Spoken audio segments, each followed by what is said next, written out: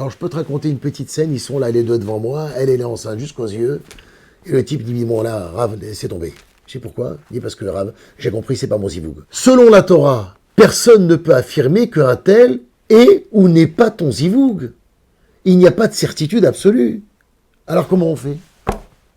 Il y a une clé essentielle à comprendre. Dans le couple, le bon zivoug n'est pas toujours celui qui correspond à ce que je veux, blonde ou avec du caractère, musclé, sensible. Non, je veux qu'il soit à la fois doux et courageux. Non, ce n'est pas celui que tu veux, mais celui qui correspond à ce que ton âme est venue réparer.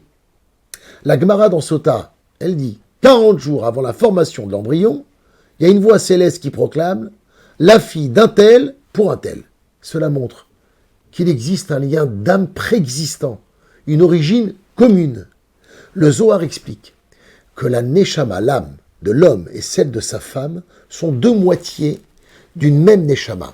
Le lien du zivoug est donc spirituel, pas seulement émotionnel ou rationnel. Bon, si vous arrivez à monter une étagère Ikea ensemble sans vous disputer, c'est déjà bon signe. Quand l'un et l'autre deviennent meilleurs ensemble, ou du moins qu'il y a le potentiel pour s'améliorer, travailler sur soi, à deux, et être plus proche de leur mission, alors ça, c'est le bon zivoug. Alors, si tu as trouvé le bon zivoug, trouve le bon investissement. Alors, rendez-vous du 25 au 30 mai pour la campagne Allodon du Kollel Avrechim de Créteil. Soyez présents.